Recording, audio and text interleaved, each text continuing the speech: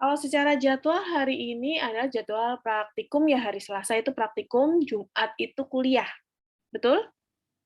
Betul, Ibu. Nah, cuman kan mungkin ya kita, praktikum tanpa menerima materi terlebih dahulu. Jadi khusus minggu ini agak kita balik urutannya. Jadi hari ini itu, pemberian kontrak perkuliahan sekaligus materi yang pertama, dan juga saya akan langsung menyampaikan tugas untuk praktikumnya. Nah, untuk hari Jumat itu nanti adalah presentasi dari setiap kelompok ya terkait tugas praktikum yang sudah diberikan hari ini. Oke, jadi tolong disimak betul-betul nih materi hari ini ya. Jadi benar paham dan nanti ketika mengerjakan tugasnya bisa mengerjakan dengan tepat ya. Oke. Sebelum saya mulai materinya, saya awali dengan pemaparan kontrak perkuliahan untuk gizi olahraga dengan tim dosen pengajar adalah Ibu Dr. Nunung dan juga saya ya, Bu Aliana. Dengan prasyaratnya ada metabolisme zat gizi makro, kemudian metabolisme zat gizi mikro, dan juga PSG, penilaian status gizi. Eh, Nantinya kalian di gizi olahraga akan belajar apa saja sih? Nah, kita akan belajar nih tentang konsep-konsep energi dan zat gizi yang nanti akan dikaitkan dengan aktivitas fisik dan olahraga. Kemudian ada konsep kebugaran atau wellness, kemudian asuhan gizi body slim, asuhan gizi bodybuilding, dan asuhan gizi untuk olahraga prestasi atau atlet, serta suplemen ergogenik aids. Jadi, lumayan menarik ya topik yang akan disampaikan sepanjang satu semester ini, dan isu terkait gizi olahraga ini sedang naik lah, sedang tinggi. Apalagi kan kemarin juga kita sempat menjadi tuan rumah dari Asian Games, kemudian ada SEA Games, terus kita juga apa namanya sudah mulai aktif lagi ya kompetisi-kompetisi olahraga baik nasional maupun internasional, di mana di balik semua itu ada peran dari seorang ahli gizi yang membantu memaintain asuhan gizi para atlet tersebut. Nah, tapi untuk gizi olahraga ini tidak hanya ke atletnya juga, tetapi untuk kita sendiri pun, untuk kalian, itu juga ilmunya nanti insya Allah akan bermanfaat ya, karena di sini kan kita juga belajar bagaimana sih proses apa namanya kaitannya energi itu dengan aktivitas fisik. Kan, harusnya sih kalau sekarang kan sudah mulai kuliahnya sudah mulai, eee, offline ya, kecuali hari ini memang saya berhalangan untuk hadir langsung di kampus. Jadi, mungkin kalau untuk minggu depan itu insya Allah kita akan, eee, apa, offline terutama untuk praktikumnya, ya. Karena nanti akan ada beberapa topik yang memang mengharuskan, untuk secara luring gitu, ya. Nah, jadi tolong bisa disimak baik-baik ya untuk mata kuliah ini, jadi jangan sampai ada yang terlewat. Nah, capaian dari pembelajaran mata kuliah ini adalah yang pertama, mahasiswa bisa paham, bisa memahami terkait konsep gizi olahraga kebugaran. Apa saja yang masuk dalam gizi olahraga kebugaran? Di dalamnya mahasiswa nanti diharapkan mampu melakukan yang pertama tes kebugaran, kemudian merancang wellness program. Wellness program itu apa? Nanti akan dibahas di topiknya ya. Kemudian ada melakukan asuhan gizi body slimming dan bodybuilding. Ya. Kemudian mahasiswa juga mampu memahami konsep gizi olahraga prestasi. Nah, olahraga prestasi ini terkait seperti menganalisis penggunaan sumber energi pada atlet, kemudian menilai hidrasi atlet, dan memaparkan respon dan adaptasi biokimia dan klinis pada atlet. Nah, sehingga ini yang menjadi tadi prasyaratnya medbol makro mikro ya. Jadi mungkin yang medbol makro mikronya kemarin mungkin agak kurang paham, tolong bisa dipelajari kembali sambil jalan ya, sambil mengikuti perkuliahan ini. Kemudian mahasiswa mampu melakukan asuhan gizi atlet. Nah, yang ketiga, mahasiswa mampu mengklasifikasikan jenis-jenis suplemen dan ergogenik aids. Nah, karena kan atlet pun tidak lepas ya dari suplemen. Nah, di sini diharapkan mahasiswa mampu memilih jenis suplemen dan ergogenic aids bagi kebugaran ataupun bagi olahraga prestasi. Mahasiswa mampu membedakan kondisi doping dan non-doping pada atlet. Ini adalah isu-isu yang masih menjadi isu yang ramai diperbincangkan ya terkait doping pada atlet olahraga. Oke, ini gambaran secara kilas PMK dari mata kuliah gizi olahraga ini. Untuk tata tertib yang harus dipatuhi oleh mahasiswa yang mengikuti kelas gizi olahraga adalah dengan kehadiran minimal mahasiswa 80% kegiatan perkuliahan dan 100% untuk praktikum. Hadir kelas tepat waktu dengan waktu yang ditetapkan atau sudah disepakati sebelumnya dengan toleransi keterlambatan 10 menit. Kalau sudah melewati batas, akan dihitung tidak hadir. Mahasiswa yang berhalangan hadir diperbolehkan izin yang disampaikan kepada dosen yang mengajar, jadi tidak kepada PJ mata kuliah. Nah, nanti kemudian ujian susulan dilaksanakan sesuai kesepakatan dosen dan mahasiswa, dengan terlebih dahulu menyerahkan bukti formal alasan tidak bisa mengikuti ujian yang sudah dijadwalkan sebelumnya. Kalau pada saat ujian berlangsung diketahui berbuat kecurangan, baik itu mencontek atau melakukan hal-hal lain ya, plagiarisme atau pakai joki, maka berkas ujian tidak akan dinilai oleh dosen. Untuk komponen dan proporsi penilaian, untuk tugas praktikum 20%, ujian praktikum 20%, UTS dan UAS sama-sama 25%, dan kehadiran mencakup 10%. Untuk kehadiran ini akan berdasarkan absensi di si akad, dan kalau saya sih saya akan absensi manual ya, seperti tadi. Kemudian kehadiran berdasarkan keaktifan saat perkuliahan dan praktikum berlangsung. Jadi tidak hanya dari absensi, tetapi juga dari keaktifan pada saat perkuliahan ataupun pada saat praktikum. Kemudian untuk tugas praktikum, itu tugas yang dilakukan saat praktikum atau kuliah, baik tugas individu dan kelompok. Ya, nanti biasanya di akhir sesi praktikum kan akan ada tugas ya, baik itu kelompok ataupun individu. Kemudian ujian praktikum dilakukan di akhir pertemuan praktikum. Dan untuk UTS dilaksanakan setelah perkuliahan mencapai pertemuan ke-7. Kemudian materi UTS ada seluruh materi dari pertemuan 1 sampai 7, UKAL UAS pada materinya 8 sampai 14. Dengan ini rentang nilainya ya tetap sama, harus di atas C jika ingin lulus dari mata kuliah ini. Ini adalah rincian dari rencana kegiatan selama 1 semester ini. Ya, untuk perkuliahan, materi pertama sampai materi ke-6 itu dengan saya, mulai dari konsep ergosistema, maaf ya, konsep ergosistema, respon dan adaptasi biokimia klinis pada atlet, asesmen antropometri atlet, sports medicine for sports nutritionist, kemudian kebutuhan gizi makro atlet sesuai periode latihan, dan kebutuhan zat gizi mikro atlet. Setelah itu dilanjutkan dengan Bu Nunung, topiknya terkait kebutuhan cairan pada atlet. Ini 7 materi pertama sebelum UTS. Kemudian 7 materi selanjutnya setelah UTS akan diisi secara penuh oleh Bu Nunung ya, mulai dari asuhan gizi atlet untuk penyelenggaraan makanan atlet. Aduh, batuk mulu.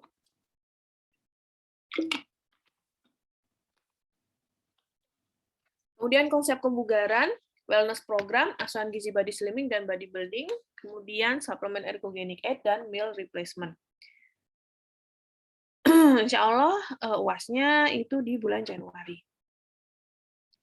Untuk rincian untuk yang praktikum kurang lebih sama, tapi mungkin nanti untuk yang seperti praktek assessment ini bisa saya dengan Bu Nunung juga. Jadi untuk praktikum dosennya bisa berdua, bisa kadang hanya saya saja. Kalau seperti pemberian kasus-kasus seperti ini hanya saya saja, tapi kalau praktek langsung bukan kasus ya, itu nanti bisa juga dengan Bu Nunung ya, kecuali Bu Nunung bisa atau tidak. Jadi bisa berdua, dosennya bisa hadir berdua. Nah, untuk materi praktikum yang pertama, yaitu kasus ergosistema pada atlet, Ya, sehingga kan makanya hari ini saya berikan materinya dulu, baru nanti kasusnya. Ya. Kemudian minggu kedua ada kasus selected threshold, kemudian ada praktek assessment antropometri, dan kasus doping pada atlet, kasus kebutuhan energi atlet, zat gizi makro, kemudian kasus kebutuhan gizi atlet, kemudian kasus hidrasi atlet,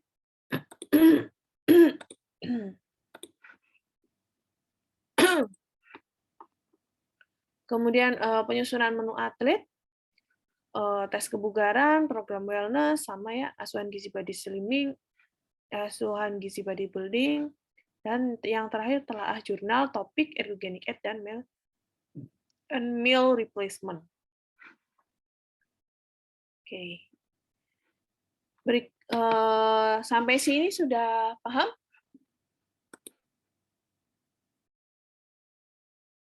Jadi, memang walaupun hanya 2 SKS ya, tapi ada praktikumnya 1, nanti yang jadi perkuliahan itu 50 menit, nanti praktikumnya 170 menit, ya.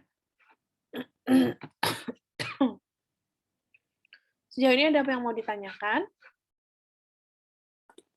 Kalau belum ada, ini langsung kita bagi ya untuk kelompoknya, silakan bisa di-screenshot atau difoto. Jadi ada 10 kelompok. Nah, ini yang 6 kelompok pertama. Jadi silakan bisa dilihat sendiri ya. Nanti materinya juga ada di si akad. Materi yang tadi pagi yang Kak Gizi juga sudah ada ya di si akad, jadi bisa di-download. Sudah bisa buka si akad belum semuanya?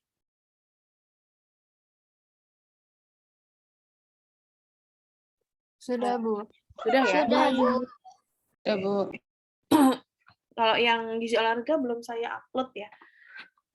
Tapi nanti setelah ini saya upload, jadi silakan bisa dilihat lagi ya. Jadi untuk kelompok 1 ini ada Ilmalika, Patra, Tamara, Dwi Aulia, Aurel. Kelompok 2 Rusdi, Salsabila, Mayang, Seri, Hasnabila. Kelompok 3 Friska, Hori, Safinisa, Putri, Nusyifa. Kelompok 4 ada Cakra, Bunga, Siti Miftah, Siti Dea. Kelompok 5 Uswatu, Nesa, Cihan, Endang. Kelompok 6 Sofia, Afifa, Ananda, Aida.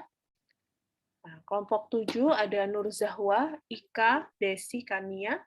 Kelompok 8 ada Risma, Afiqoh, Ica, Bagus. Kelompok 9 ada Afini, Ilmi, Dianti, Kanya, Dava. Kelompok 10 ada Degesia, Sukma, Ilham, Waza. Oke, jadi tolong diingat-ingat sendiri ya kelompoknya siapa saja, karena nanti selama 1 semester praktikum kelompoknya ini ya. Jadi tolong bisa bekerja sama dengan baik masing-masing. Dan saya ingatkan kembali untuk laporan, tolong nanti di akhir di bagian bawah itu dicantumkan tabel kontribusi kelompok ya. Jadi siapa mengerjakan apa saja dalam pembuatan laporan tersebut ya, sehingga ketahuan nih punya kontribusi atau hanya sekedar titip nama gitu ya. Jadi nanti tolong bisa ditulis juga di laporan. Oke. Ada pertanyaan sejauh ini?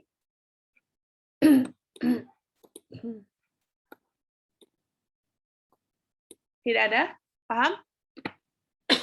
Cukup, Ibu. Oke.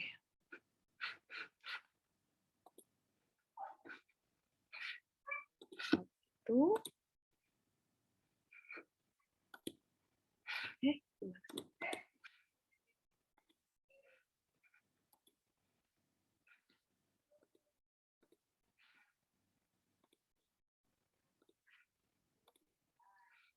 Mulai materi yang pertama ya.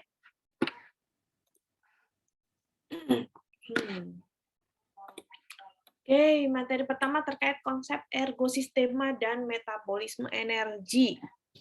Apa sih ergosistema? Nah, di sini ada yang tahu nggak? Mungkin pernah dengar atau pernah baca. Apa sih ergosistema? Tahu? Ada yang tahu? Kalau tidak tahu bilang. Kalau tahu atau mungkin mau nebak-nebak boleh. Ergosistema. Apa sih ergo itu apa ya? Sistema itu apa ya? Pernah dengar nggak sih? Pernah baca nggak sih? Gitu. Sistem olahraga. Sistem olahraga. Oke. Karena ada sistemanya ya. Gitu. Itu nggak? Hmm? Sekumpulan struktur anatomis. Kumpulan struktur anatomis. Oke. Ada lagi yang mau berpendapat?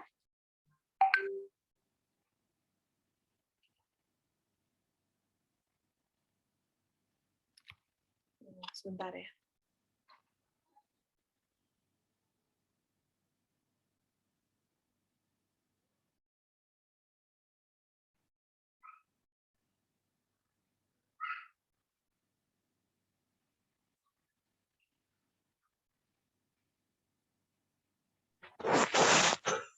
Bentar.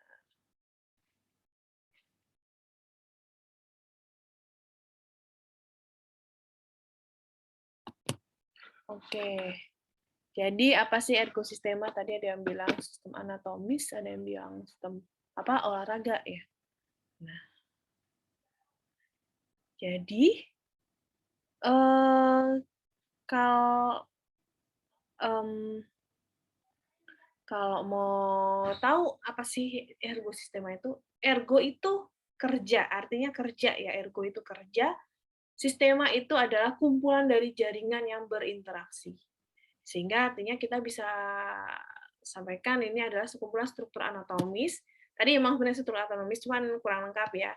Yaitu sekumpulan struktur anatomis yang punya satu kesatuan fungsional yang aktif pada saat kita bekerja atau berolahraga. Jadi ini adalah apa namanya suatu struktur anatomis yang punya fungsi satu kesatuan fungsiologi yang aktif pada saat kita bekerja atau pada saat berolahraga di waktu yang sama, yaitu ada ergosistema.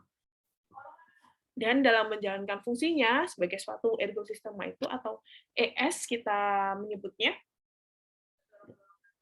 secara fisiologis akan dikelompokkan menjadi 3 kelompok. Sebelum masuk ke situ, saya kembali lagi ke slide yang awal. Nah, jadi ergosistema ini juga tidak lepas ya dari sistem gerak. Sistem gerak. Ya, kita ingat lagi kemarin anatomi fisiologi ya. Di mana sistem gerak pada manusia ini terdiri dari ada rangka tubuh, ada juga otot, di mana otot ini membantu menggerakkan rangka tubuh kita untuk bisa bergerak. Nah, yang masuk dalam rangka tubuh itu apa saja? Ada tulang, ada sendi, ya. Nah, kalau terjadi kelainan pada sistem gerak pada manusia, maka akan mengganggu pergerakan juga ya, mengganggu atau bisa terjadi karena gangguan pada tulang, otot, sendi, ya, itu bisa menyebabkan kelainan pada sistem gerak manusia. Kan, kenapa kita bahas dari mulai sistem geraknya? Karena kalau kita beraktivitas, kita berolahraga kan pasti kita bergerak ya. Kalau kita nggak bergerak itu istilahnya sedentary. Jadi kita diem gitu ya. Istilah gaulnya, istilah umumnya itu rebahan. Ya, jadi kita tidak bergerak. Sedangkan orang yang berolahraga, orang yang beraktivitas fisik itu kan pasti bergerak. Ya, tidak hanya diem aja, tidak hanya rebahan aja gitu. Tadi sudah disebutkan nih, ada 3 bagian yang berperan penting. Ada otot, ada tulang, ada sendi. Ya. Ini jangan keliru ya, ini otot, ini tulang, ini sendinya. Joint. Ya, otot ini adalah jaringan aktif yang bisa kontraksi, bisa relaksasi. Ya, terlibat dalam proses metabolisme energi. Makin besar massa otot, biasanya akan makin besar jumlah jaringan yang aktif terlibat dalam proses metabolisme. Sehingga kalau semakin besar jaringan yang aktif, maka akan semakin besar energi yang diproduksi. Jadi makanya biasanya kan beberapa atlet-atlet binaragawan itu mereka ototnya besar-besar ya. Ototnya besar-besar itu ya memang dan dia jadinya kuat ya, istilahnya dia kuat ngangkat, kuat menarik sesuatu karena memang dia bisa memproduksi energi yang sangat besar ya sesuai dengan ototnya yang besar.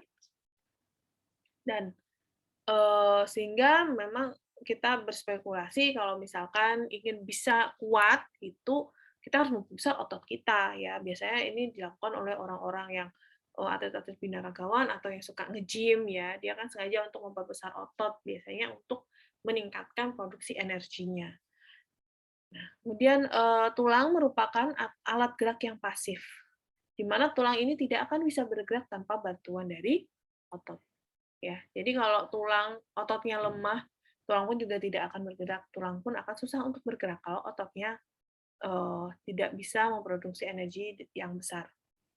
Nah, agar otot mudah menggerakkan tulang, tetap diperlukan sendi yang sehat. Ya, sendi yang sehat itu bagaimana? Sendi yang tidak ada gangguan ya. Sedangkan gangguan pada sendi itu banyak sekali. Bisa osteoartritis gitu ya, kemudian atau gout ya, biasanya tuh kaitannya kalau misalkan kelebihan asam urat atau kalsiumnya kurang ya, itu membuat sendi tidak sehat. Sehingga kita harus mencukupkan gizi untuk otot, tulang, dan sendi. Mungkin sedikit flashback nih dari mata kuliah apa ya? Mulai dari biokimia, kimia pangan, medbol, makro mikro. Nah, zat gizi apa saja sih yang dibutuhkan untuk bisa otot, tulang, dan sendi kita sehat? Coba silakan disampaikan di sini apa saja nih yang bisa membantu apa yang menjadi kebutuhan untuk otot, tulang, dan sendi kita bisa sehat. Apa saja? Zat gizi apa saja? Silakan. Coba. Ada yang mau ngomong nggak? Ayo, apa saja? Bu. Kalsium untuk apa? Untuk tulang, Bu. Terus apa lagi? Protein untuk otot. Apa? Protein. Protein. Terus Magnesium. magnesium untuk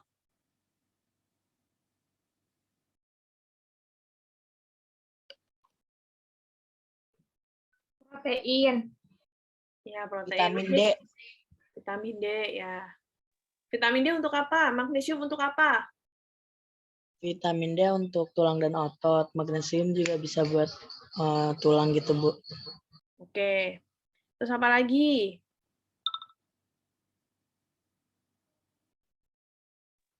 Zat besi Zat besi untuk apa? untuk otot dan otak ibu. Untuk tulang bisa nggak?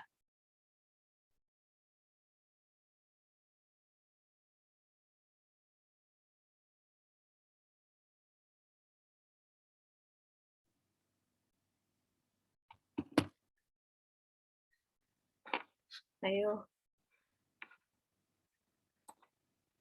Zat besi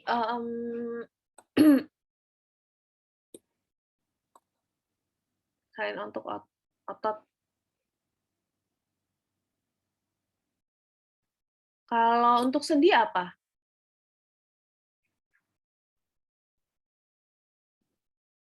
Ada yang tahu nggak?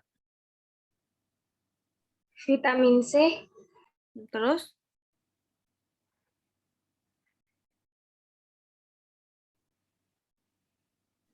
kolagen, Kolagen itu apa?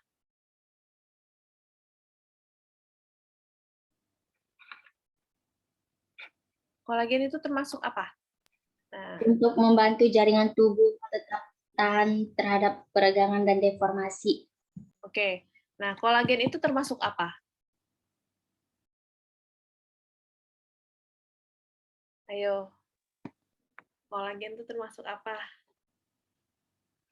Ayo diingat-ingat lagi.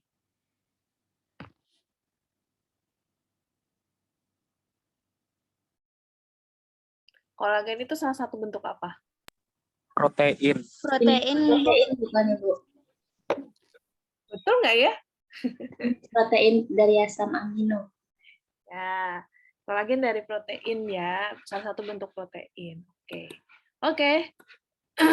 lumayan ini ya, ingat ya, walaupun ada yang lupa-lupa ingat. Itu ada vitamin banyak ya, vitamin C, vitamin B, vitamin K, itu juga bagus tuh kesehatan tulang, sendi, otot, mineral juga ada fosfor, tuh tadi belum ada yang nyebut, kalium. Jadi banyak ya, dan sehingga kalau kita ingin agar otot, tulang, dan sendi kita sehat, ya kita cukupkan kebutuhan mineral-mineral dan vitamin tersebut, dan juga zat gizi makro ya, zat gizi makro tidak hanya ya protein, ya, tapi memang sebagian besar protein ya, karena memang otot kita itu penyusun utamanya adalah protein. Tapi tetap butuh karbohidrat dan lemak dengan jumlah yang sesuai. Jadi ya intinya kita harus cukupkan gizi ya untuk kesehatan otot, tulang, dan sendi. Kalau jenis otot sendiri ada banyak ya, ada otot kalau ini contohnya cardiac muscle cell itu otot jantung, ada otot pembuluh darah, ada otot halus ya, smooth muscle cell. Nah, kalau otot jantung itu kan dia ada di jantung ya. Kalau untuk otot skeletal muscle cell itu biasanya pada jaringan pembuluh darah, pada tulang ya. Kemudian ada smooth muscle cell itu pada saluran pencernaan, saluran kemih, pembuluh darah. Sorry, skeletal muscle cell itu skeletal itu tulang sama visceral.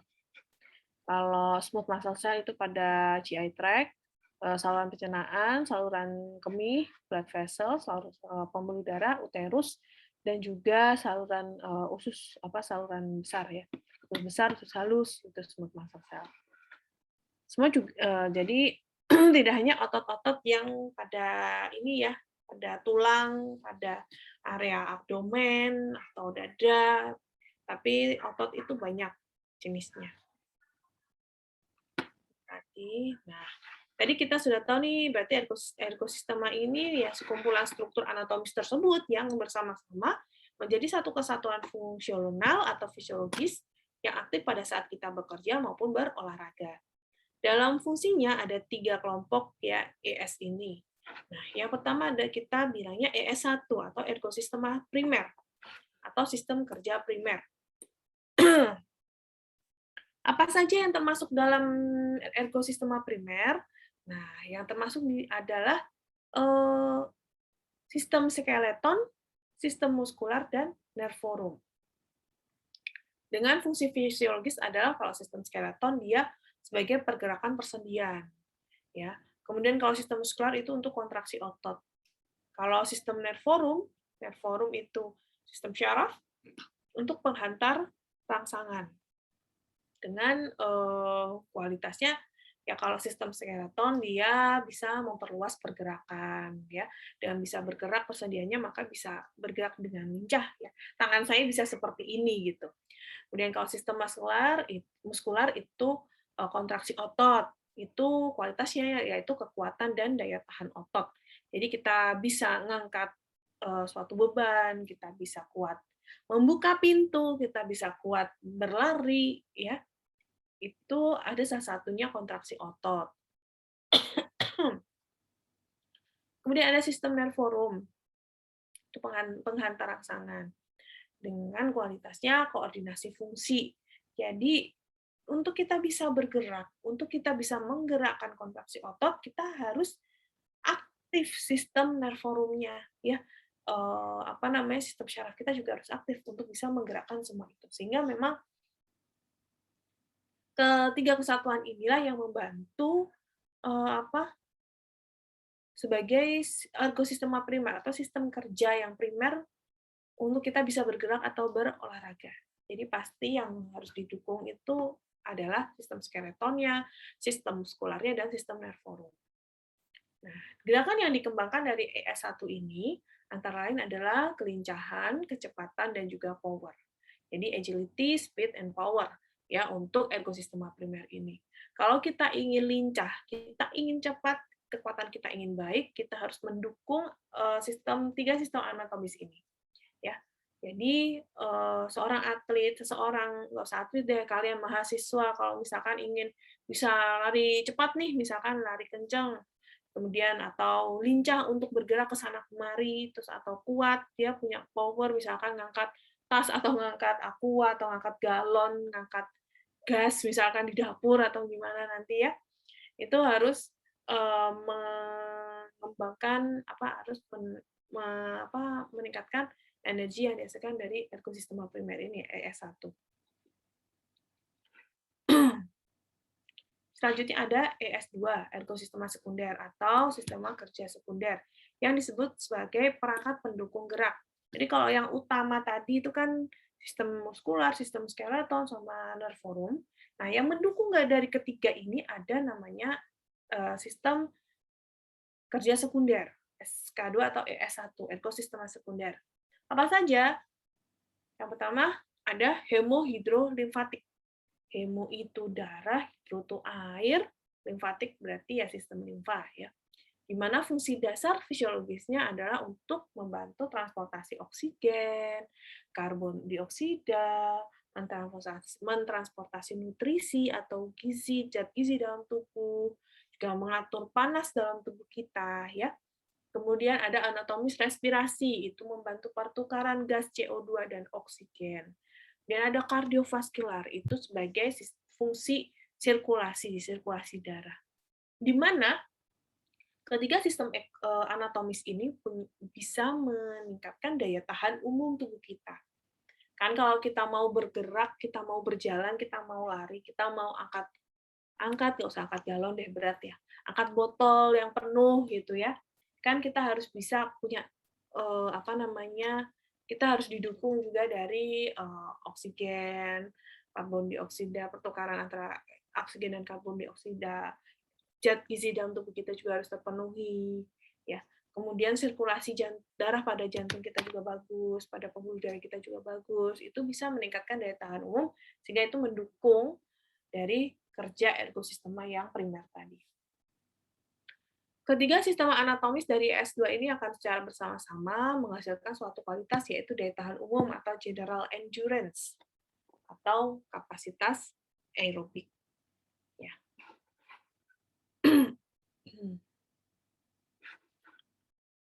Yang ketiga, ES ketiga atau ergosistema tersier atau sistema kerja tersier SK3 yang ini disebut dengan perangkat pemulih atau pemelihara, yang mana biasanya akan berperan dominan pada saat beristirahat, terutama sistem digestivus atau sistem pencernaan, sistem ekskresi, ya, sistem reproduksi ini dominan bekerja pada saat istirahat. Kemudian sistem endokrin, dia bisa berperan pada istirahat dan juga pada saat bergerak. Dia fungsinya sebagai regulator internal yang sifatnya humoral. Jadi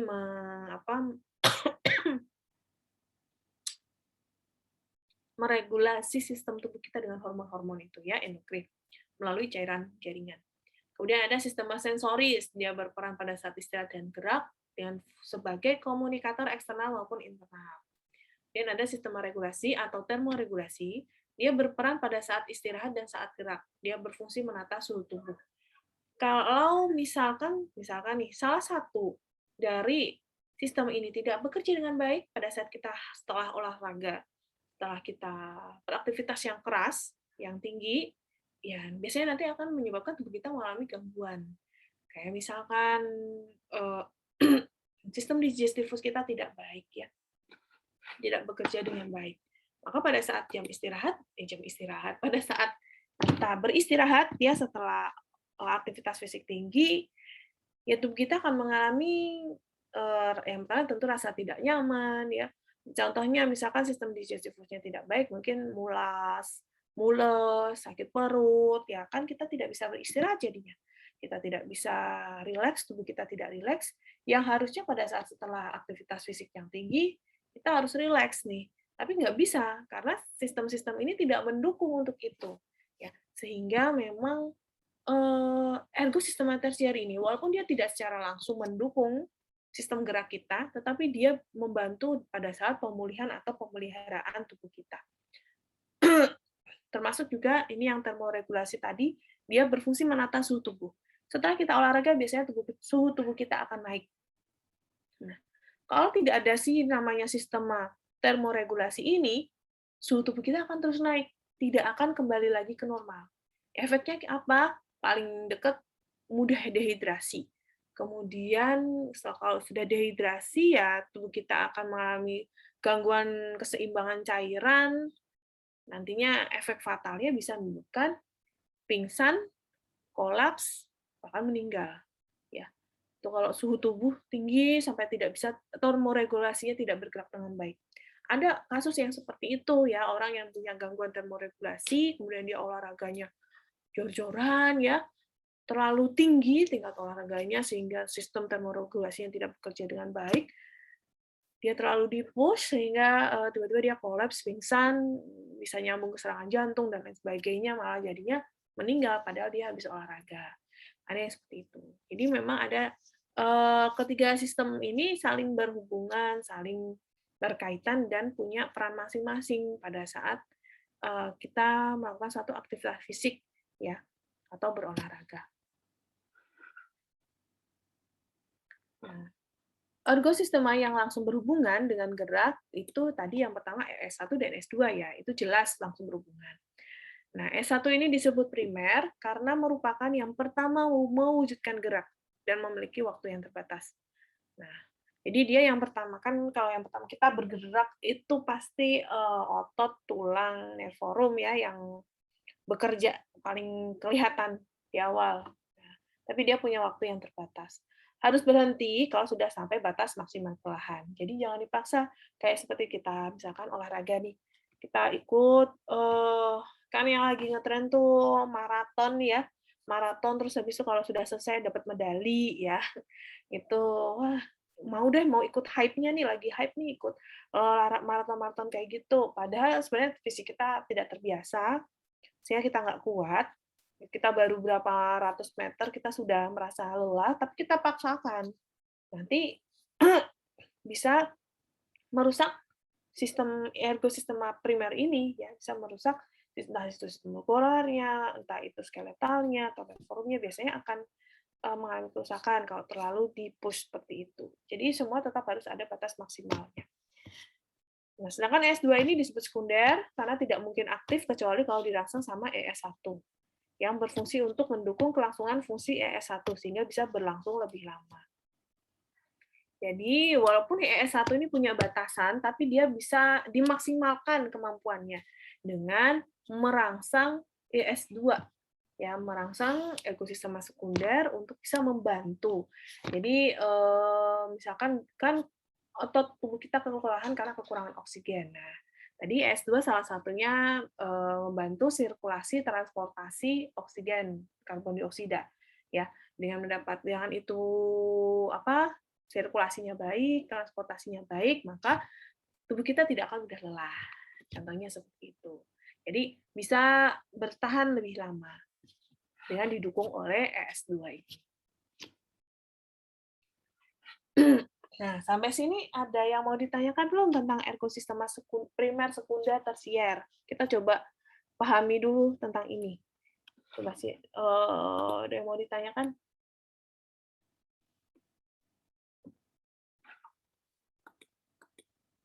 Oh, bingung, masih belum ada bayangan. Apa sih gitu ya? Terus tadi ada nyebut-nyebut endurance, apa itu endurance gitu. Ayo, silakan coba yang mau bertanya, nggak apa-apa, coba. Sebelum saya masuk ke bahasan yang sedikit berbeda, tapi masih nyambung nih dengan ini.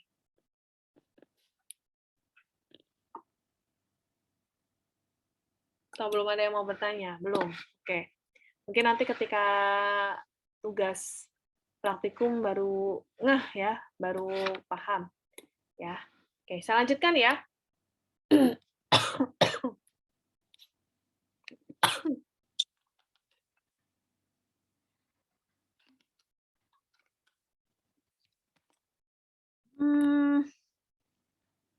Oke. Nah, selanjutnya saya akan membahas tentang metabolisme energi. Saya rasa kalau waktu bermakna sudah dibahas ya tentang metabolisme energi. Mungkin hanya mengingatkan sedikit, dan ini akan dikaitkan dengan tadi ergosistema tadi. Nah, Jadi kita paham ya, dengan adanya asupan zat gizi makro dan zat gizi mikro itu bisa mendukung pembentukan energi.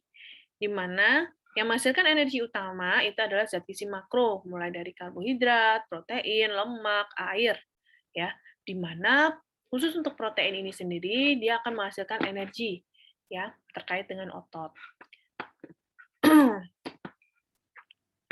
Kemudian kalau zat gizi mikro seperti vitamin dan mineral yang didapatkan dari sayur, buah, ya, itu juga bisa menghasilkan energi meskipun bukan sebagai sumber energi utama seperti zat gizi makro. Ini ada ini sumber energi dari zat gizi makro yang penghasil energi, ya. Karbohidrat dia bisa langsung menghasilkan energi dari glukosa, ya, jadi bisa menjadi glikogen. Kalau protein dia prosesnya sedikit lebih panjang ya, diubah dulu dari asam amino, asam pirufat, kemudian ada proses anaerobik glikolisis menjadi glukos, kemudian menjadi glikogen, ya. Kemudian bagian juga dari asam pirufat ini dia bisa diubah menjadi asam laktat, nanti asam laktat bisa masuk ke dalam tubuh, ya. Kemudian dari asam pirufat ini juga kalau melalui glikolisis aerobik dia menjadi karbon dioksida dan juga air. Nantinya dengan sampingan jumlah ATP atau energi yang lebih besar. Kalau melalui aerobik glikolisis dibandingkan pada anaerobik glikolisis di mana jumlah energi yang dihasilkan itu kecil. Lalu kalau lemak dia harus diubah dulu menjadi asam lemak ya, nanti bisa kemudian ada juga menjadi gliserol. Gliserol membantu proses anaerobik glikolisis juga ya. Kalau asam lemak dia membantu proses aerobik glikolisis yang aerob yang dibutuhkan oksigen. Kurang lebih seperti ini ya untuk bagaimana sih energi ini bisa dihasilkan dari zat gizi makro. Lengkapnya di netball kemarin ya. Oke. Rata-rata simpanan energi itu misalkan pada glukosa darah itu simpanan energinya itu sebesar 38 kilokalori dengan massa 0,01 kg dengan waktu latihan 2 menit. Jadi kita bisa mendapatkan untuk waktu latihan 2 menit itu butuh simpanan energi sebanyak 38 kilokalori dari glukosa darah. Kemudian glikogen hati 306 kilokalori, glikogen otot 1529 kilokalori dengan waktu yang berbeda ya. Tadi kalau glikogen hati itu waktu latihannya 16 menit, kalau glikogen otot itu dihasilkan setelah waktu latihan 80 menit. Kalau dari lemak, dia butuh waktu latihan 4.856 menit. Jadi butuh waktu yang lama ya untuk bisa mendapatkan simpanan energi dari lemak. Kalau dari protein, dia butuh waktu latihan 2.550 menit. Silakan dikonversi sendiri ke dalam hitungan jam ya. Nah, peningkatan trigliserida bersama dengan glikogen akan memberi dampak positif terhadap penampilan atlet endurance. Nah, atlet endurance ini istilah bahasa Indonesianya daya tahan ya. Jadi yang atlet endurance itu atlet yang menggunakan daya tahan ya sebagai sumber energinya. Nanti lengkapnya seperti apa setelah ini disampaikan. Nah, dari sini ada 3 sistem energi di dalam tubuh kita. Yaitu ada sistem pertama ada kreatin fosfat, sistem yang kedua ada jalur anaerobik, yang sistem yang ketiga aerobik. Nah, kalau yang kreatin fosfat ini energi dihasilkan dari secara cepat ya, dari kreatin dan fosfat. Nanti dia bisa langsung menghasilkan ATP sehingga membantu kontraksi otot. Sedangkan kalau yang jalur anaerobik dia dari glikogen.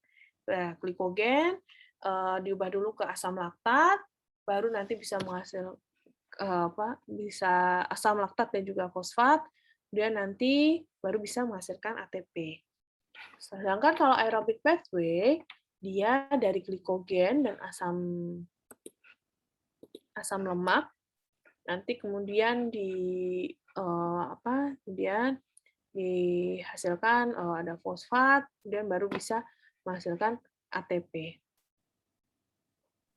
Dia ada kreatin fosfat, anaerobik, dan aerobik. Sistem energi yang pertama kreatin fosfat, atau kita biasa bilangnya alaktik anaerobik sistem, ATP-CP sistem. Maksudnya apa sistem ini?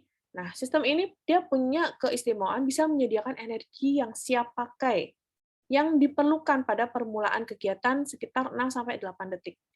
Jadi kalau kita butuh gerakan yang bombastis ya, gerakan yang energi yang cepat ya pada saat awal kita bergerak, itu biasanya didapatkan dari sistem energi kreatin fosfat.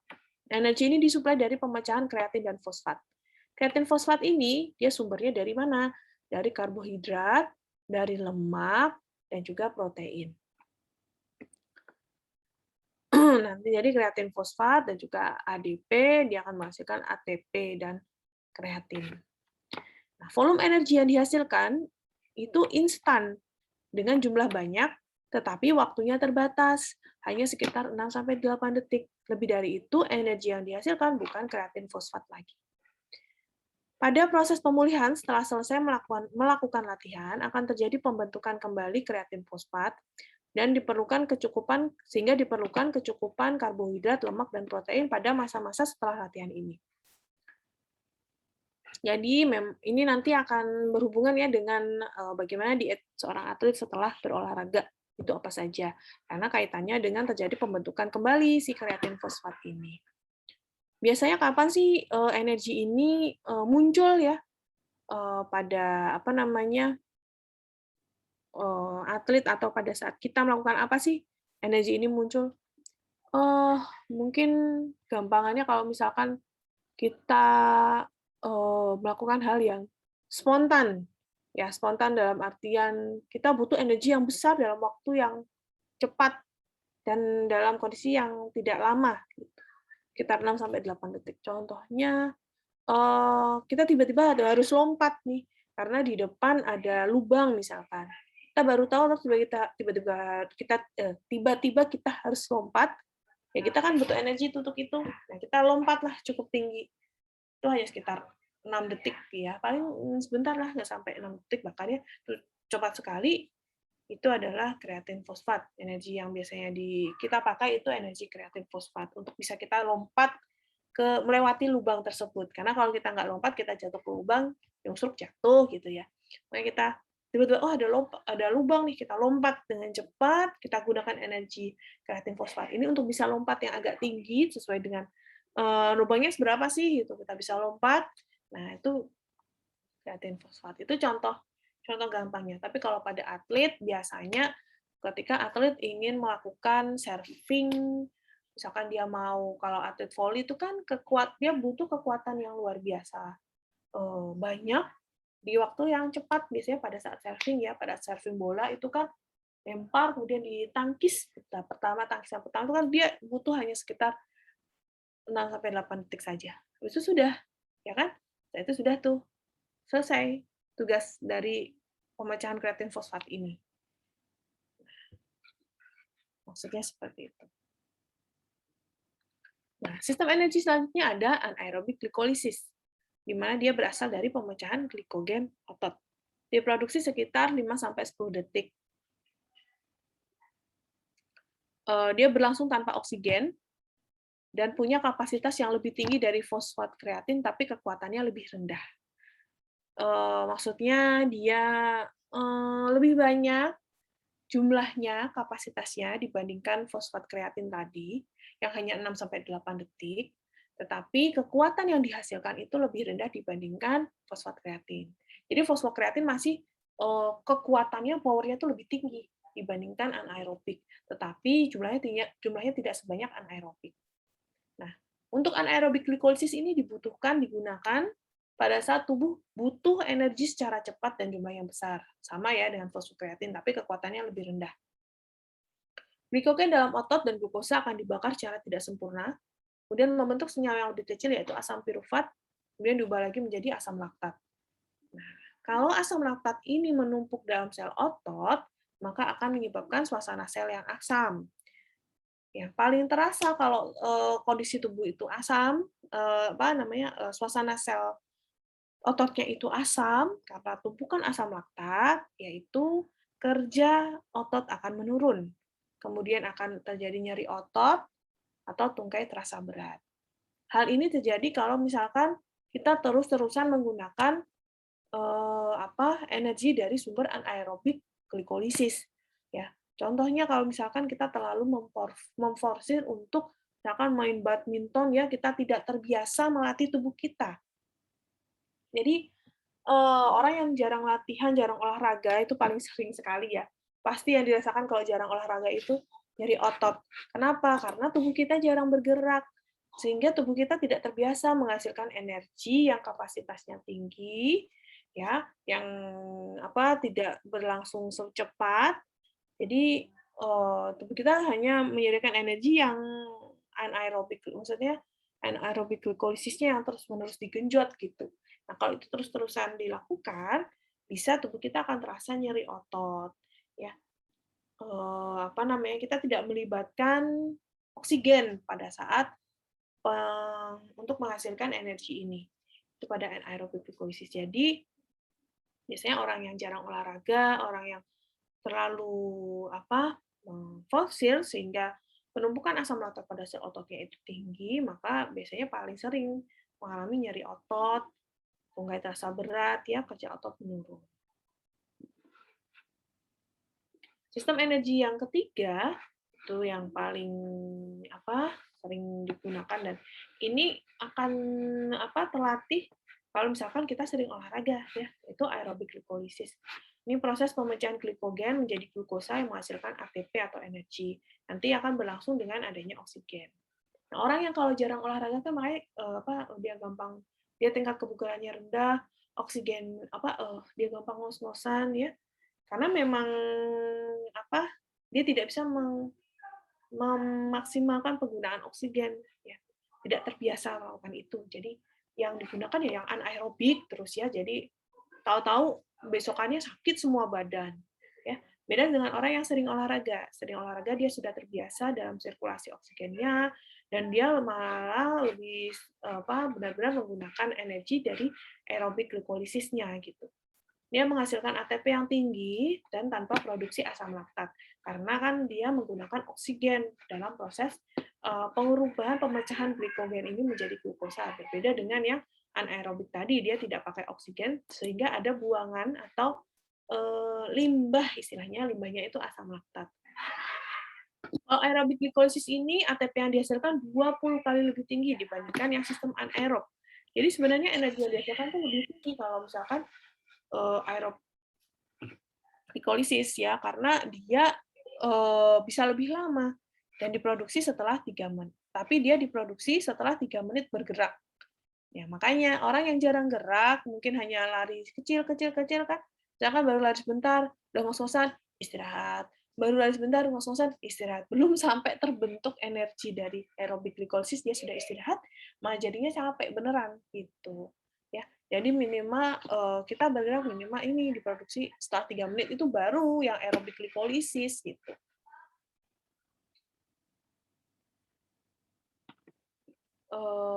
Kemudian ini yang keempat ya, maaf.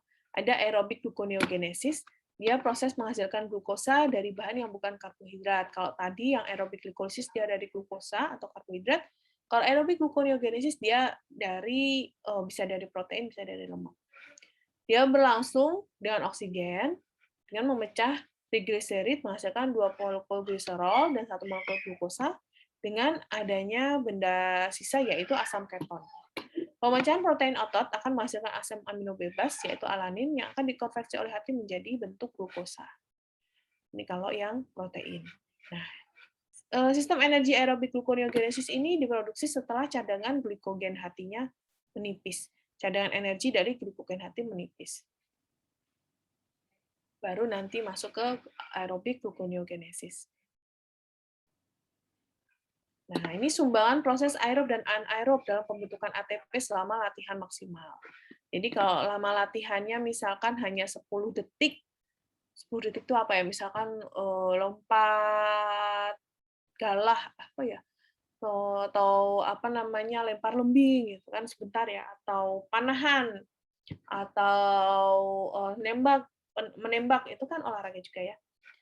Nah, itu kalau misalkan 10 detik itu persentase energi ya dari aerobik itu hanya 10, kemudian kalau 30 detik dia 20 ya, pembentukan ATP-nya, kalau 60 detik dia 30. Jadi makin lama makin besar ya jumlah ATP-nya. Tapi kalau durasinya hanya sekitar di bawah 1 menit, itu lebih tinggi yang anaerob dibandingkan aerobik. Nah, berbeda kalau lama latihannya sampai hitungan menit, ya, sampai 120 menit. Itu akan terlihat jelas bahwa jumlah persentase energi yang dihasilkan dari aerobik itu jauh lebih besar dibandingkan yang anaerobik. Oke, saya coba ulangi lagi ya. Jadi misalkan kita lempar lembing nih, mungkin hanya 5 detik di bawah 10 menit ya, di bawah 10 detik. Itu energi yang dihasilkan tuh sebagian besar itu adalah energi anaerobik. Bagian kecilnya hanya aerobik 10%.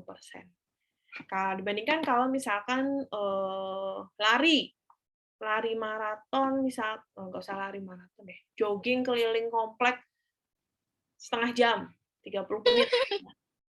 Siapa yang ketawa? Ayo. Oke, misalkan jogging 30 menit keliling komplek, itu energi yang dihasilkan itu 95%-nya adalah energi aerobik dan 5%-nya adalah energi anaerobik. Biasanya ini hanya di awal saja ketika akan berlari. Ya, itu anaerobik. Begitu. Jadi makin lama aktivitas fisiknya, maka semakin banyak energinya itu dari aerobik.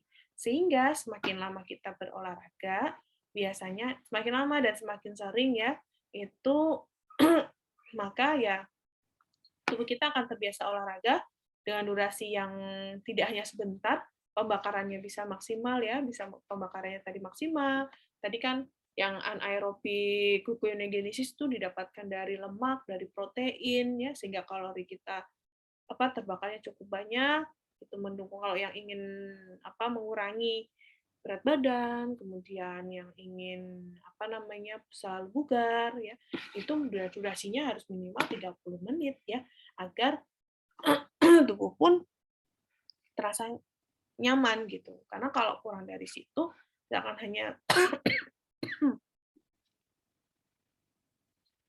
hanya 4 menit saja, 4 menit atau 2 menit, hanya sebentar nih olahraga, baru sebentar udah capek, baru jogging 2 menit udah capek, langsung melipir beli bubur ayam misalkan.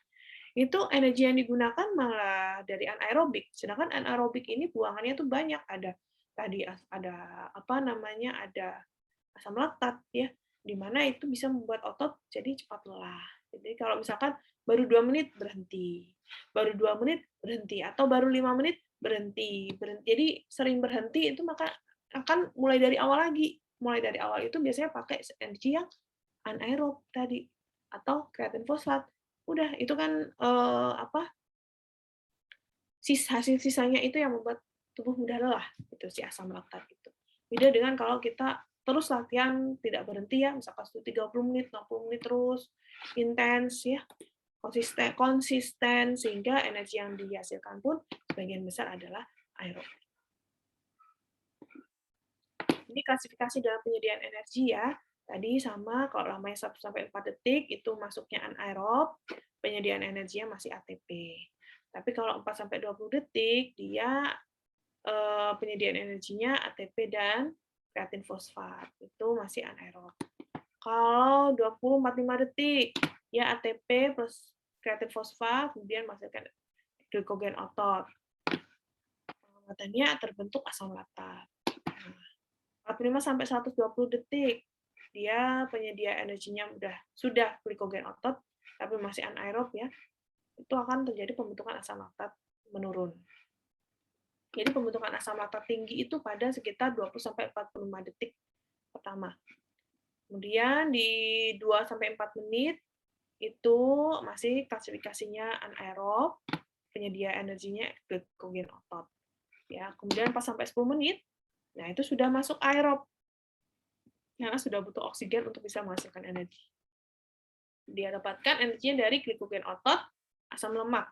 Nah, alatannya makin besar penggunaan asam lemak pada menit kesekian ini. Dan begitu seterusnya. Ya.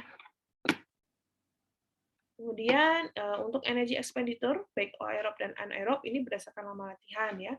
Kalau waktu kerja latihan maksimalnya 10 detik, maka proses anaerobnya 20 kilokalori, proses aerobnya 4 kilokalori, energinya 24.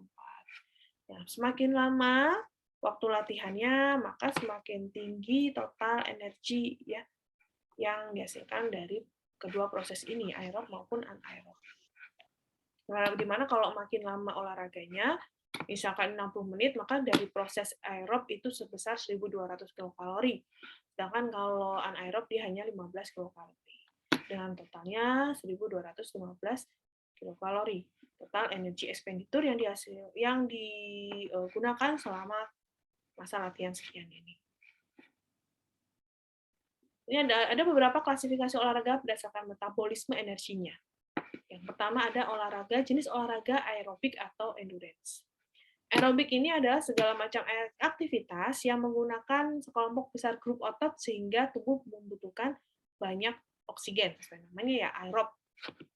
Nah, olahraga tipe ini dilakukan dalam intensitas yang rendah, sedang, atau berat, dan dalam kurun waktu yang cukup lama.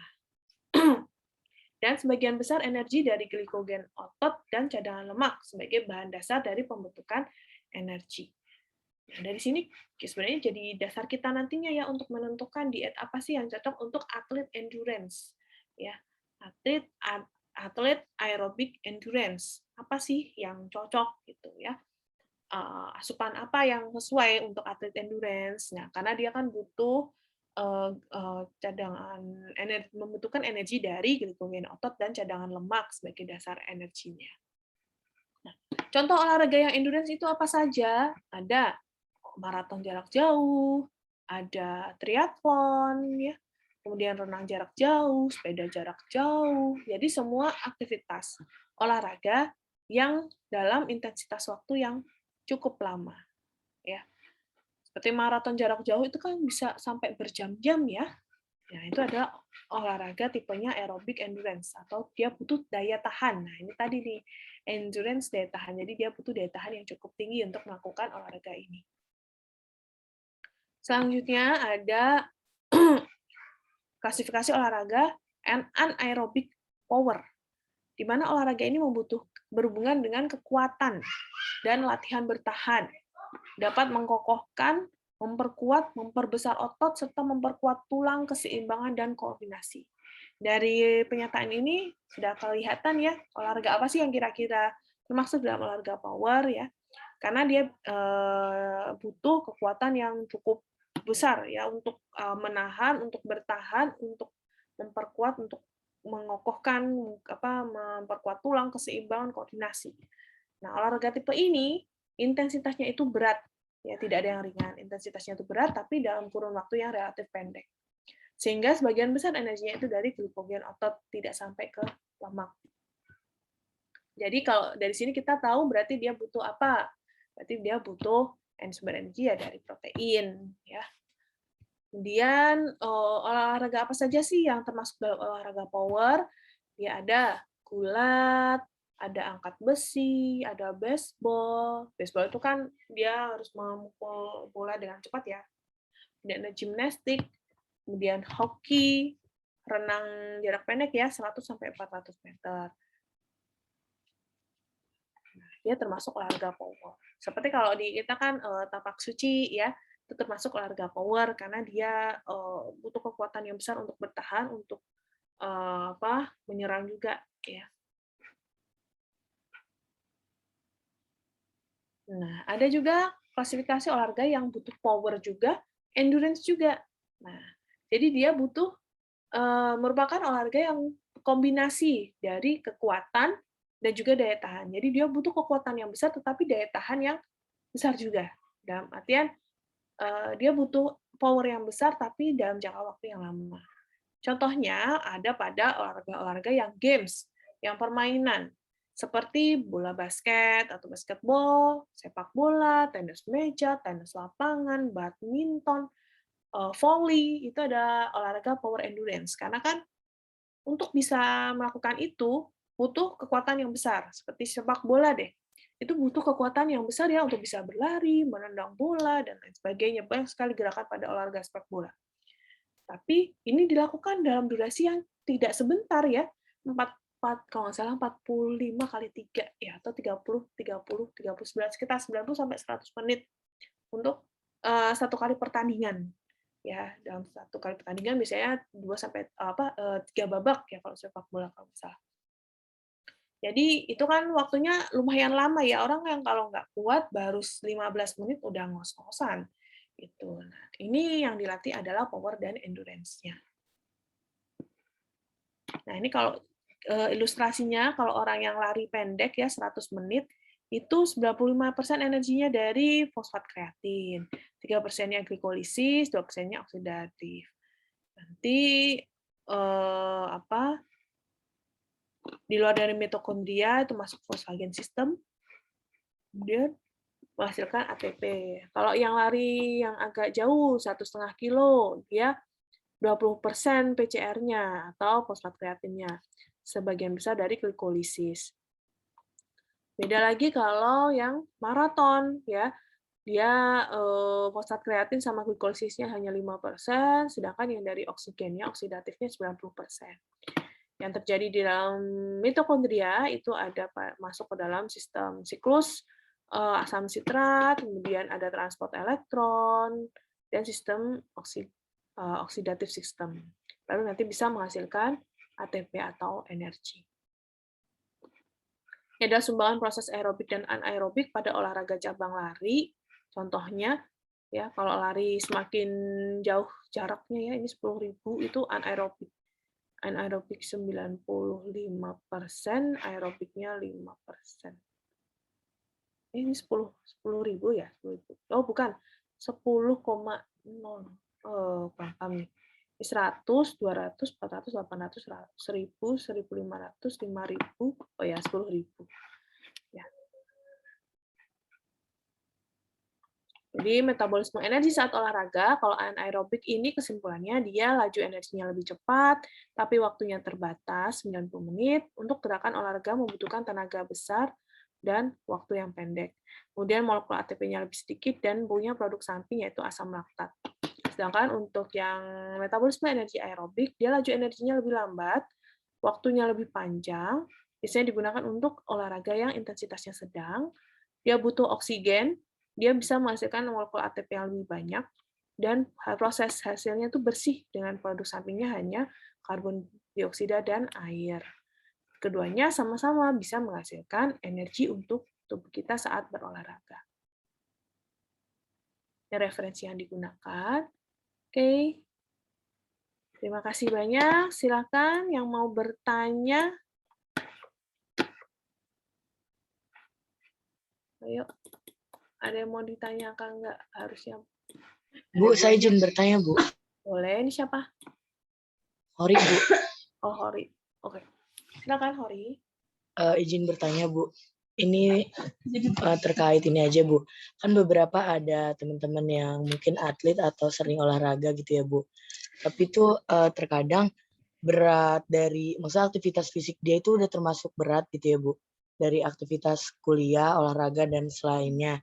Tapi itu kadang beberapa ada yang cukup sulit dalam mengatur makannya gitu, Bu. Kayak misalnya, kok ini tetap berat badan saya tetap segini-segini aja gitu, Bu. Itu gimana ya, Bu, sebenarnya? Nah, itu nih yang harus kita pahami. Jadi, tapi dia mengatur makannya enggak? Kalau untuk makannya itu sih belum nggak ada pantauan dari ahli gizi yang lainnya ya, Bu. Cuma dia menyesuaikan yang kalori-kalori gitu-gitu, Bu tuh. Oh, cuma hanya begitu ya. Sedangkan ketika kita setelah olahraga itu kebutuhan gizinya tuh bisa berbeda ya. Sebentar, saya di sini gelap tiba-tiba. Tiba-tiba mendung. Baik. Jadi Kayak misalkan, orang yang dia ini, olahraganya dia misalkan, eee, lari. Lari tadi termasuk apa? Lari tadi termasuk apa? Ayo. Misalkan dia rutin olahraga, sudah rutin olahraga, makanya kayaknya udah kalorinya udah dikurangin deh, tapi kok nggak kurus-kurus ya? Gitu, misalkan. Nah, kalau lari, misalkan larinya lari, atau dia misalkan aku sudah, paling sering tuh apa sih olahraganya? Kalau kalian tuh paling sering apa olahraganya? Contohnya apa deh? Basket, volley, gitu Basket, Bu. ya. Oke, basket. Misalkan, nah basket ini dia termasuk olahraga power dan endurance. Nah, olahraga power dan endurance kita lihat lagi nih, untuk metabolisme energi olahraga power dan endurance. Berarti kalau power berarti dia, mendapatkan energinya itu dari apa? Tadi power apa tadi, mana?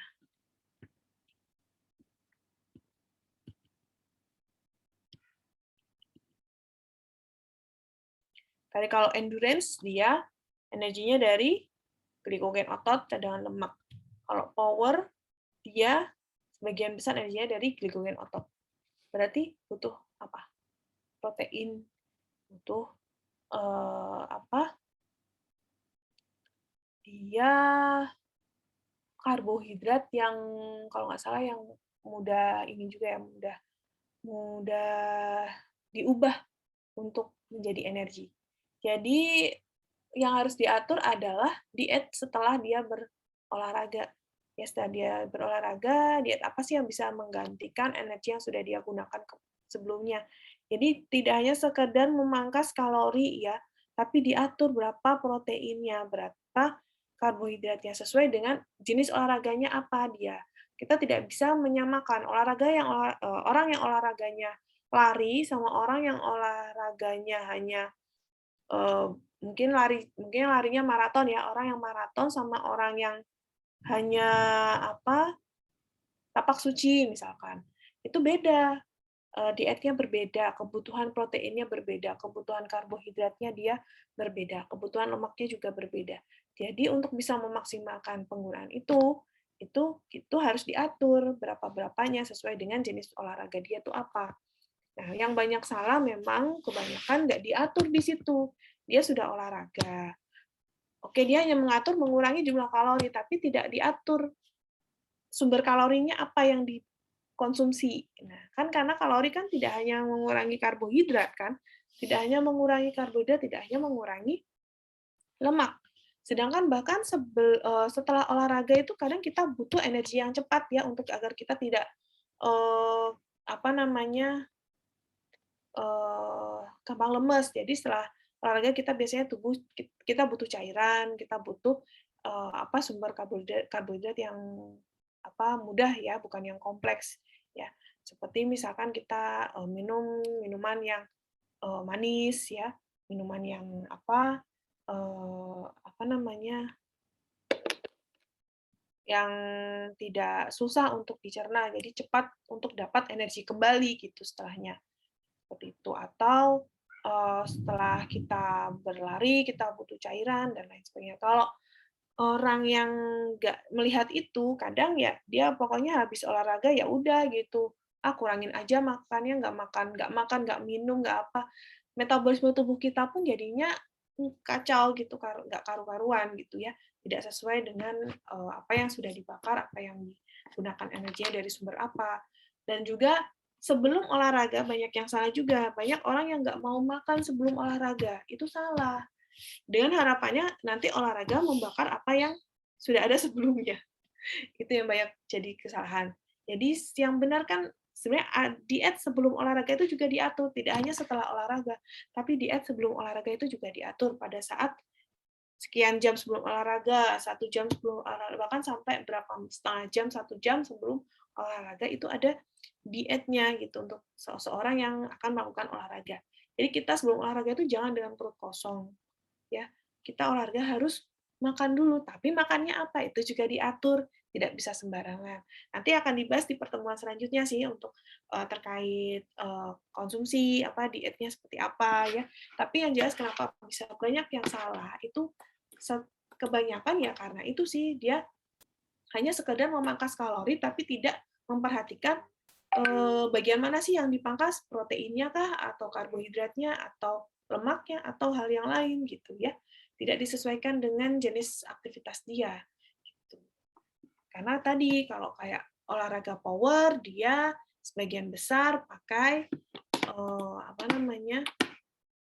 Kalau yang power, nih dia anaerob ya, dia anaerobik. Kalau yang endurance dia aerobik. Ya, aerobik itu dari mana? Dari glikogen otot, dari cadangan lemak gitu. Jadi yang dibakar ya ini. Kalau yang anaerobik power ya yang dibakar dari glikogen otot. Makanya biasanya orang-orang yang olahraga angkat besi, gulat, dia kan ototnya lebih besar dibandingkan orang-orang yang lari ya, yang maraton, yang renang jauh, sepeda jauh, itu orangnya lebih kurus-kurus gitu. Ya. Jadi dikembalikan lagi, dilihat dulu jenis olahraganya apa yang dia makan, ya. Itu, Hori. Mungkin saya nggak bisa menjelaskan secara detailnya apa saja yang harus dimakan, itu beda pembahasan ya. Itu nanti di pertemuan selanjutnya itu ada tentang itu. Oke, Hori? Iya, Ibu. Boleh satu lagi nggak, Bu? Boleh. Kalau buat perhitungan dari yang seperti atlet kayak gini tuh, itu gender itu mempengaruhi juga nggak, Bu? Gender, iya, mempengaruhi. Mempengaruhi sih, perempuan sama laki-laki beda ya, perhitungannya beda. Tetapi nanti untuk perhitungan nanti ada sendiri ya pertemuannya, dan kita tidak bisa menyamakan cara perhitungan kebutuhan energinya dengan orang biasa. Ya, maksudnya seorang yang bukan atlet. Jadi atlet sama orang biasa itu kebutuhan energinya berbeda. Ya, laki-laki perempuan juga berbeda. Tapi biasanya sih ya nggak terlalu jauh ya. Dan perempuan itu banyak kelemahannya sih kalau misalkan nanti juga akan dibahas di pertemuan selanjutnya, nggak di hari ini. Jadi yang jelas laki-laki dan perempuan itu berbeda atau tidak, berbeda, sama berbeda. Tapi kalau dibandingkan dengan orang yang biasa, atlet dengan orang biasa itu juga berbeda. Jadi kita tidak bisa samakan. Kalau kita misalkan kebutuhan seharinya sekian kalori, atlet bisa lebih banyak sesuai dengan energi yang dia keluarkan, energi yang dia gunakan untuk olahraga yang dia lakukan. Makanya kan sempat itu pas kapan ya? Yang di mana ya? Yang di mana ya? Saya lupa. Filipina atau apa ya kemarin yang ajang apa sih? SEA Games atau apa ya? ASEAN atau SEA Games saya lupa. Itu yang sempat apa namanya? Apa kita yang atlet apa pelatih Indonesia kan protes ya kok atlet Indonesia cuma dikasih nasi kotak gitu ya. Padahal kan kebutuhannya bisa lebih dari nasi kotak itu gitu. Dan itu disamakan semuanya, laki-laki, perempuan sama, terus semua jenis olahraga sama, nasi kotak, kan nggak bisa seperti itu. Sebaiknya memang harus disesuaikan dengan perhitungannya. Dan biasanya kalau yang di timnas itu ada ahli gizinya masing-masing ya, yang memang sudah mendata, sudah mencatat sebelumnya kebutuhan tiap atlet itu berapa. Apalagi kalau untuk olahraga-olahraga yang punya kelas ya, seperti misalkan angkat besi itu kan ada berapa kelas, kelasnya ada berapa kilogram, ya sekian kilogram tergantung dari berat badannya. Nah itu diatur lagi kebutuhan gizinya, itu yang mengatur adalah ahli gizi. Jadi ada perhitungannya lagi sendiri gitu untuk itu. Oke? Oke, ada lagi yang mau bertanya? Sementara saya cukupkan dulu ya, nanti ada tanya lagi, boleh? Karena saya akan menjelaskan sedikit tentang tugasnya. Ya.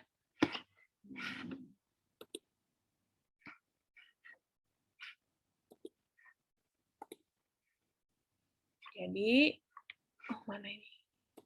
Tugas praktikum untuk topik ergosistema ini adalah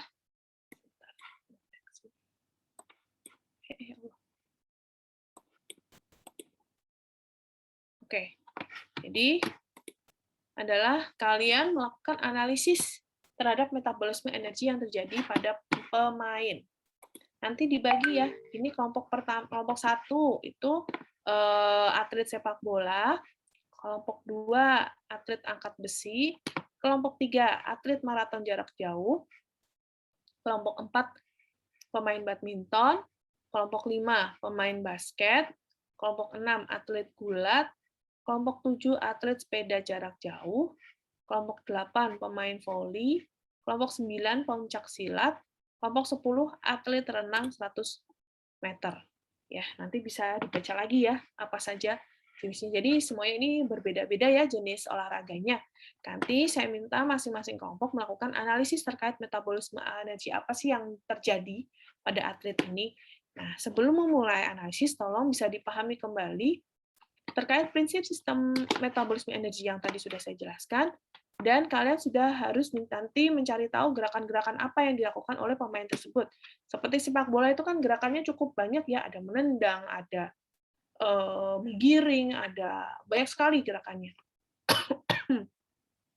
Tapi ada juga yang hanya satu gerakan atau satu atau dua gerakan saja. Jadi bisa kalian nanti searching, browsing ya di internet, gerakan-gerakan apa saja yang dilakukan oleh atlet-atlet ini. Nanti kalian tentukan, klasifikasikan, misalkan gerakan yang dilakukan atlet saat berenang, saat bertanding, yaitu gerakannya apa saja dijabarkan di sini. Dari masing-masing gerakan itu, kalian tentukan berapa sih durasi gerakannya, misalkan menendang sepersekian detik, ya, itu 1 sampai 5 detik misalkan. Nah, itu kalian klasifikasikan. Nah, kemungkinan sistem energi yang terjadi itu apa? Apakah ES1, apakah apakah sistem energi tadi aerobik, anaerobik, atau kreatin fosfat, atau apa ya? Nanti tadi yang sudah saya jelaskan tadi, termasuk yang mana, silakan kalian tentukan. Gitu. Jadi nanti setiap gerakan itu kalian tuliskan durasinya, kalian klasifikasikan sistem energi yang terjadi. Kalau hanya sedikit ya udah nggak apa-apa, gitu. Jadi nanti tabel hasilnya seperti ini. Tulis dulu jenis olahraganya apa, kemudian klasifikasi olahraganya berdasarkan metabolisme energi, termasuk apa? Termasuk power kah, endurance kah, atau power endurance ya. Kemudian durasi pertandingan secara penuh dituliskan, ya, lalu baru tabel ini. Sampai sini ada pertanyaan?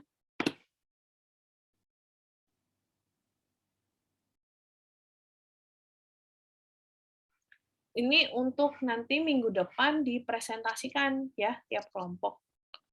Nanti ada laporan praktikumnya. Untuk minggu depan, bukan minggu depan sih, untuk minggu ini untuk hari Jumat itu hanya PPT saja. Nanti yang dikumpulkan. Nanti setelah itu baru laporan praktikum ya.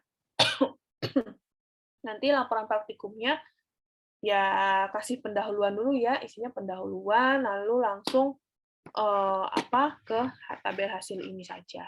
Ke ini pendahuluannya tentang ya jelaskan kurang lebih seperti apa sih olahraganya, seperti misalkan sepak bola, olahraga apa sih sepak bola itu, silakan dijelaskan di situ. Baru nanti masuk ke tabel hasil ini. Jangan lupa nanti dicantumkan sumbernya ya, karena kan untuk mengetahui gerakan apa yang dilakukan itu ada sumbernya, terus durasinya berapa, kemudian bisa kalian googling juga kok sistem energinya tuh apa sih, berarti termasuk apa sih dia gitu. Pada saat menendang tuh energi yang digunakan tuh apa gitu ya. Itu bisa kalian searching atau kalian pahami dari penjelasan di hari ini yang sebelumnya. Oke, ada pertanyaan sejauh ini?